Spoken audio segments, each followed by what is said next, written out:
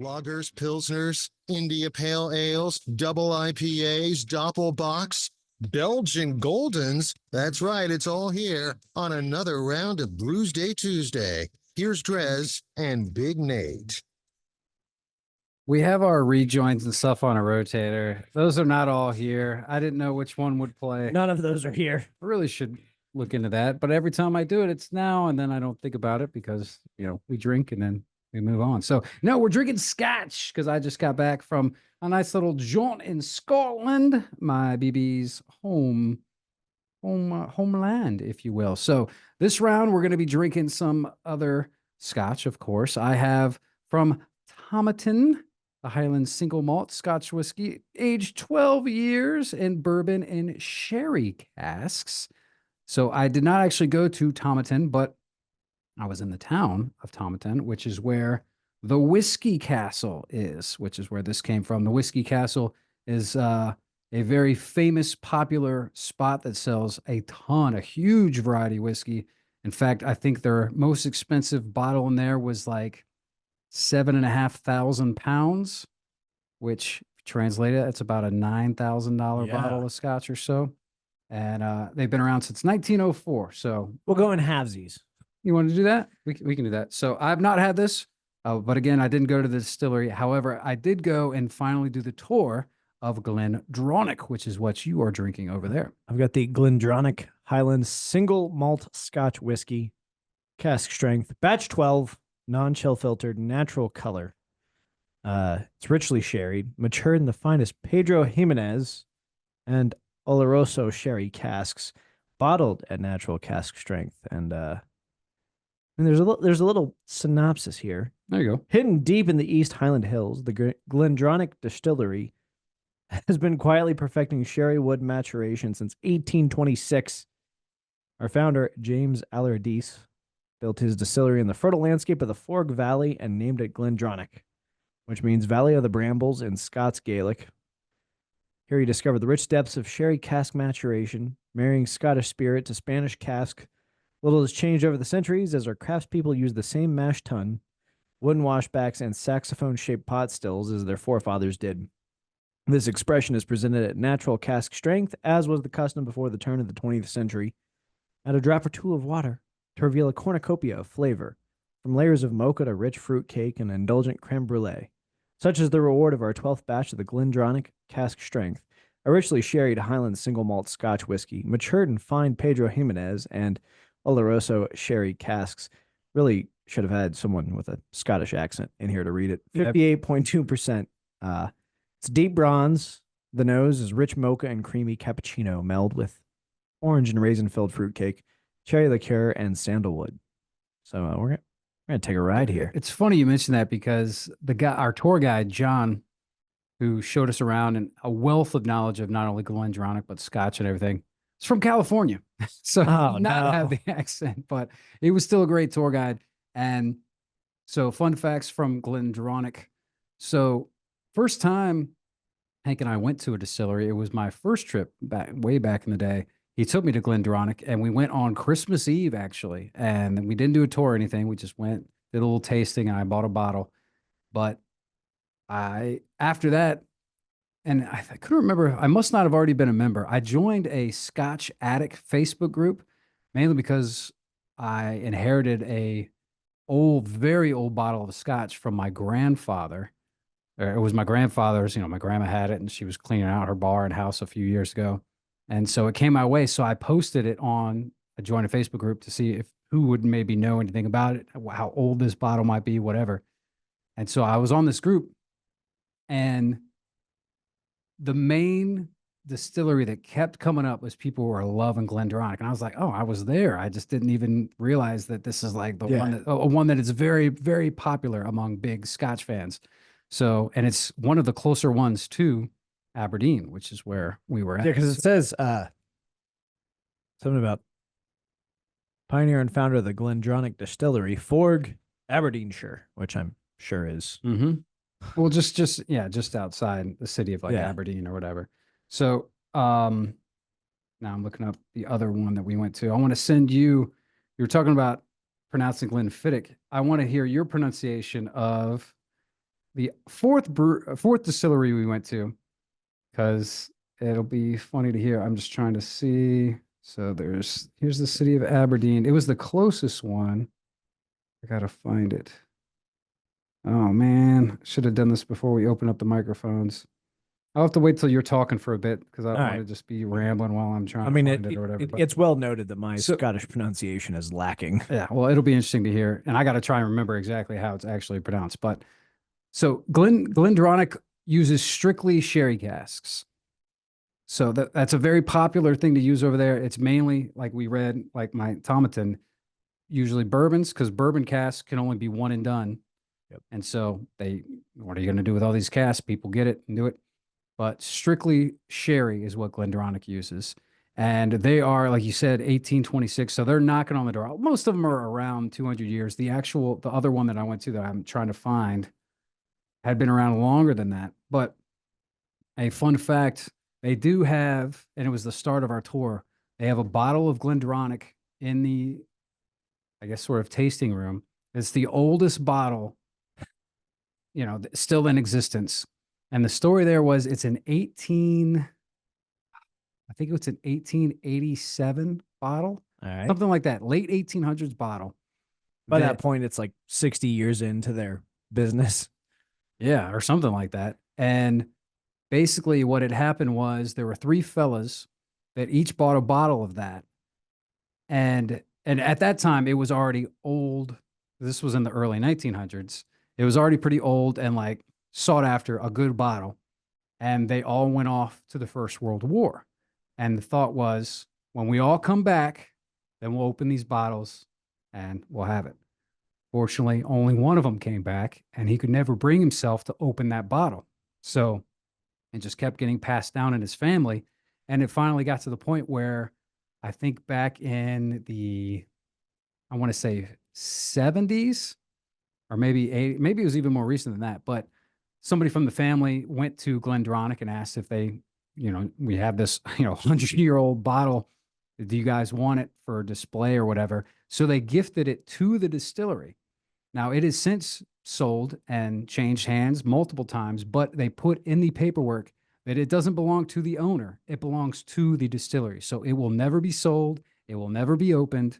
It will always be there on display, the oldest bottle of Glendronach. I like that. The actual whiskey, if you look at the bottle, it is now down below the label, just because, even though it hasn't been open, it's just, I guess, just from being so old, and I guess maybe a little oxidized in there. So you wouldn't want to open it because I bet it would taste pretty damn terrible, frankly. Yeah, so there's no sense opening that.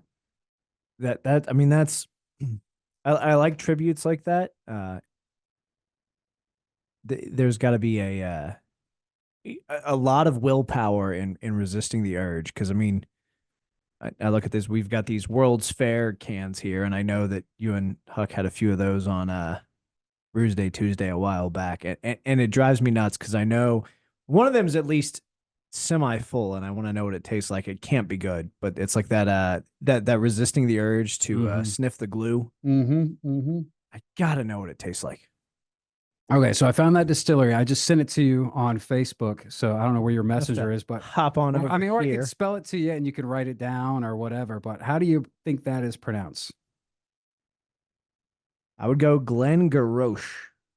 Glengarioch. All right, well, I will spell it for everybody. It's Glen, Glen, Garioch. Glengarioch. Close. Glengarioch. Just you can drop the ock. They just go Glengarry. Glenross. Glengarry. Glengarry. So we went there as well. Didn't do a tour or anything. Just went in there and tried a couple of their whiskeys, and it was pretty damn good. So quick couple things while I got a lot to cover. You had a busy, 2 weeks is so we did do some Aberdeen hashes, which was cool. So that was fun. It was quite a bit different, I would say. A few things were different from what we do here in America. A couple ideas that I'm going to bring to the mismanagement of the Hokie Hash House Harriers and see if we want to adopt some of those things. But that was fun. We went to not one, but two of those. And so that was great. It looks like a Hank joined you as well. Yeah, well, Harley Harley, in the that's right. hash world. Yes, he came out for both of them, which was fun. Couple other things we did, or maybe even didn't do. We were planning to go to Edinburgh to see a couple of her friends and go to a nice restaurant and do some stuff, but plans changed as there was a COVID outbreak. The family reunion ended up being a spreader event. That's the oh no, that's the first time I've heard COVID in so long. I thought we were past this. I Damn thought so it. too. I thought so too. But I forgot about COVID. yeah, people were kind of sick here and there. BB was even a little sick before I came. And then obviously after the reunion, pretty much everybody got sick. And BB's sister, Amy, who for the longest time was kind of the COVID, what would you call it? Go-to person on like productions. So she works in kind of the I guess sort of industry, if you will. And she would be the one that had to test everybody on set and stuff like that. So I don't know if she just had some extra tests laying around, whatever. She was feeling sick and for whatever reason decided to take a COVID test and it came back positive. So then it's just like, oh geez, we all got COVID. BB tested, and for the first time, she got COVID officially. Knew it. It's in the test. It happened. Did you And test? I did not. I never really got sick. Because I'd be Never really curious. felt sick. What if you But can only get it in your homeland? the thought is on that was I got pretty sick after coming back from Sonic Temple. So maybe I already had You had COVID. it. And so I kind You were of the had the spreader. immunity. I don't think I was spreading it a month later, but we were going to be staying with BB's friend who is newly pregnant and, didn't want to, I guess, risk that sort of Yeah. thing. So that kind of derailed our trip to Sterling. To Edinburgh. So we didn't go to Edinburgh, but we made up for it. We went on some nice jaunts and hikes, and we did this one hike along the, there wasn't even much of a hike. It was kind of a walk, but right along the cliffs where they tend to have dolphin sightings. And it's dolphin and porpoise. They have porpoises. And I really Is that wanted how to they see it. I pronounce it wanted to there? see a porpoise so bad. And I really just kept saying porpoise because I loved how they pronounce it. I said it way too Porpoise? many times. I don't know if they caught on that I was just saying it because Just mocking. not mocking. I just like saying porpoise. Porpoise. Porpoise. I was hoping to find a porpoise. And I did not spot it on the walk, but we did have a lunch at a cafe that overlooked that area. And sure enough, while we were eating, Hank spotted one. So I did get to see a porpoise. But I was like, man, if only I had my water bottle, I could have called They're them. calling. So I don't know if I've brought this up on this show, but It's my favorite thing in the world. BB got me this water bottle. I don't know how long it's been, but I got this. I guess it's It was been around Christmas. Yeah, it was around Christmas. It might have been for Christmas. But funny thing about this water bottle, when you drink out of it, it does a dolphin call, something like this.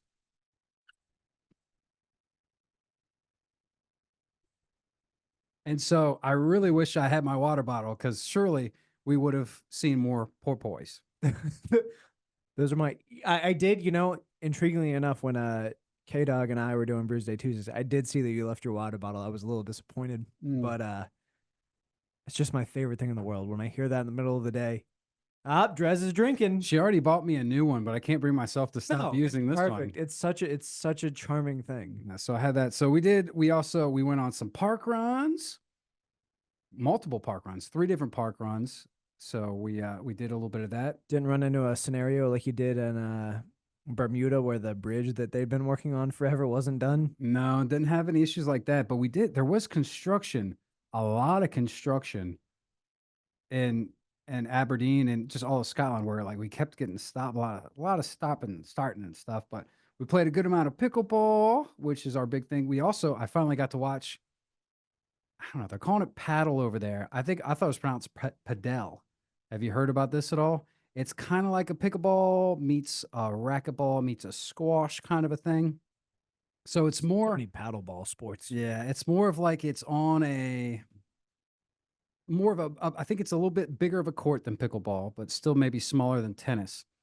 And there's enclosements kind of along the back of each court. So you can play off the wall or off the back of the wall and stuff. So it's a little bit other element, but we didn't play it because I guess you could have gotten day pass or whatever, but we went, we were checking it out.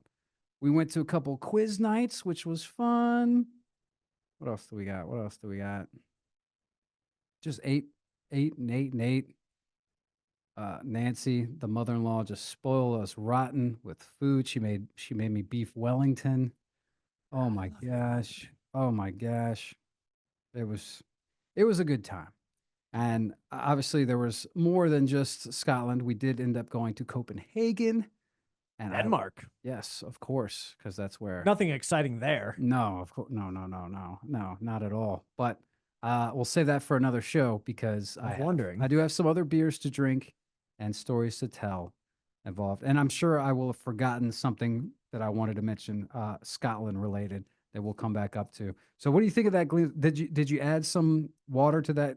Because that is a cask strength. So that's the kind of one that you maybe would want to water down a bit. So I made it halfway through, and then I was like, I should probably add the water to try, see what's different. I mean, compared again, we're running into it, and I think it's because sherry is so much fruit flavoring in the process that it's not as harsh as bourbon. So, like, I feel like adding the water didn't have that much of a benefit. I don't think it took away. Straight out the gate, I mean, this is absolutely delicious. I forgot to tell you, you can do that full pour if you'd like. Oh, sweet. It's like multiple drams, which, by the way, a dram is what they like to call a measurement of, a wee dram of whiskey, which is 25 milliliters. And that is, I believe, a 2 dram bottle. So help yourself, because I got one over here. It's absolutely phenomenal.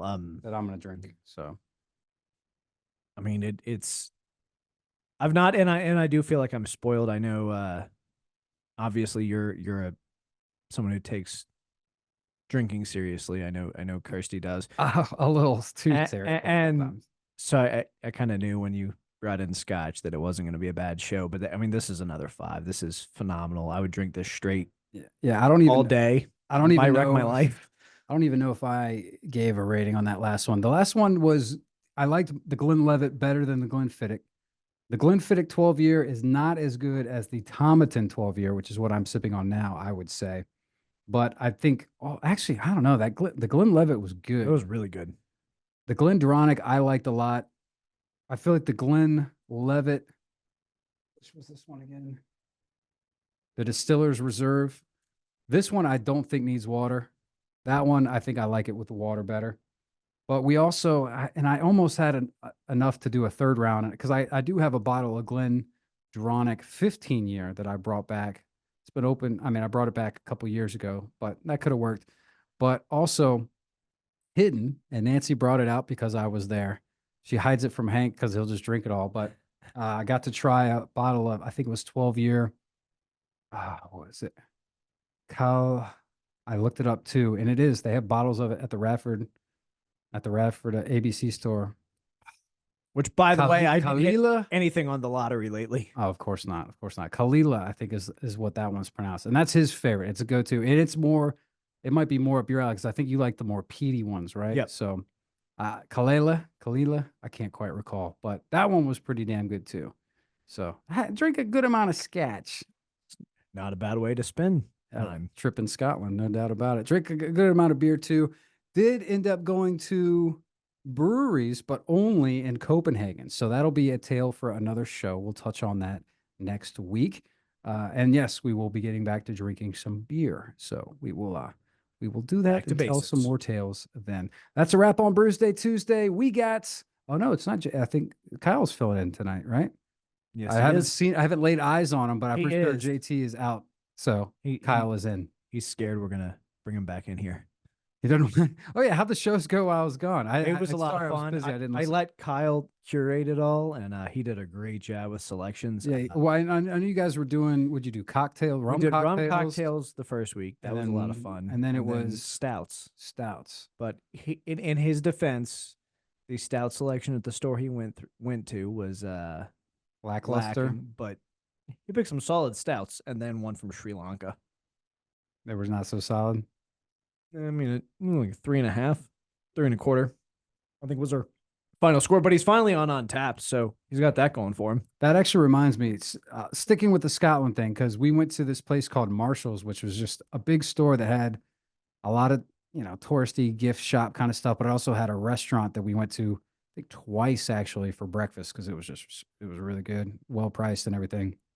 The gift stuff was a little bit overpriced, but they did have like a booze selection. So they had some beers in there that were way overpriced. So I didn't get any. But when we went the first time, we saw, that the St. Andrews Brewing Company will be doing a beer tasting Friday, the following day, from like noon to 4 or something. So we come back the next day.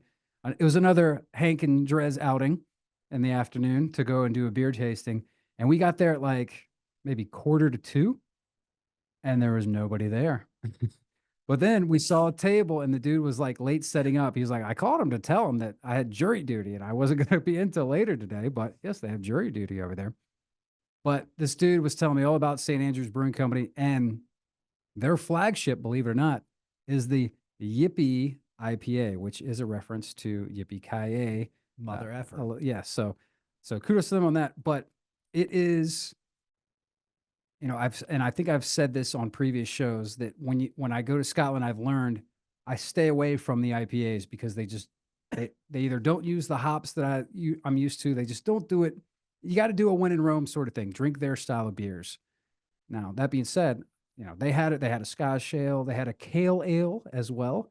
They had, I can't remember what else, a session IPA. I tried them all, of course, but the Yippee IPA, which is their flagship, was not only their best beer, it was a very well done American style IPA. It was probably the best, one of the best, if not the best IPAs I've had from Scotland. So they worked with that tour guide from Glendronach. Yeah, maybe. So shout out to hops can't be boiled. I think his name was Stuart. I think was the dude, and I got his stuff. Oh, where did it go? Oh, I forgot to talk. All right, I got to talk about this real quick. So we didn't end up going to Edinburgh. So we did a big, nice, long 10-mile run on a old railway trail that was converted. They do that a lot. A railway trail gets converted to a kind of a walking path. So we did 10 miles. We ran from Cairn to Dufton, and we ended at the Dufton railway station, which is like an old school station that they revived, and they started doing the whiskey line. Nice. So down there it's the, what is it? The single malt whiskey capital of the world. That's where Glenfiddich, Glenlivet. I mean, there's just tons of distilleries around there. And so they have this thing called the Dram Tram, where it's set up. I'll try and show it on the Facebook or the YouTube, the video if you're watching on there. But it's this old school car that's set up with like 2 chairs, and you take it. It's like a 40-minute train ride down to the end of the line, and you get a dram, or maybe even 2 each way. So we're like, well, shoot, we got time. How about Hank and I take the Dram Tram and you ladies meet us down there? So Hank goes to buy the tickets. The Dram Tram is out of commission. Oh no. So, but he still bought just normal tickets. And I'm like, oh man, that kind of sucks. I was really looking for it. I like the idea of the Dram Tram. So then somebody had the great idea. It was just like, well, the train doesn't take off for 30 minutes. Do you want to just go and buy some whiskey and then just drink it on there? So we do. Glenfiddich was less than a mile away. I mean, no joke, a stone's throw. So we just head on down there real quick, buy some airplane bottles, hop on the tram. We're sipping on that. And we just take this nice little 40-minute jaunt. And then the ladies were going to meet us down at the end to pick us up. So we get off and we go up.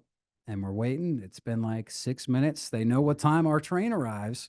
And we get a call saying, hey, we're running a little bit behind, but we got a good reason. We'll be there soon. About a half hour later, they arrive. So with more whiskey. Yeah, that would have maybe excused it. Actually, they were excused because they did have a good excuse. So we're getting on the tram. And as we're doing so, we notice, or Hank notices it really more so. He's just like, man, they're really chatting it up with like the conductor guys up at the front. I guess because they saw that we got on and they stayed off. They're like, oh, why aren't you going? Blah, blah, blah. So we set off, and then I guess they continued chatting to the point where they're like, well, here, come on up here. And they're like teaching them how the train engine works and actually let them drive the train. So they're up there conducting. They get a certificate of like that they trained and drove this train. She showed it to me. It's got her name and the date and everything on it. I'm pretty sure they give it to like little kids, but but yeah, so they got to drive a dog wearing a conductor's uniform. Yeah, they got to drive a damn train. I'm like, that is a good reason. That's a good reason to be late picking up I would stuff. allow that. Yeah, so they had a pretty good. I thought Hank and I had a good time on the train, but they actually did it even better. Never in a million years would I have expected that to be the reason. Yeah, we were surprised too. We had no idea what it was going to be. We were worried it was going to be something, but so that worked out good. All right, well that's a wrap. Kyle's up next. Brewsday Tuesday. We will be back tomorrow, or not? We'll be back next week drinking beer. I will be back tomorrow, hooking you up with more Limp Bizkit tickets. Until then, be sure to keep it real, keep it locked right here. 105.3 The Bear Style. We'll see you.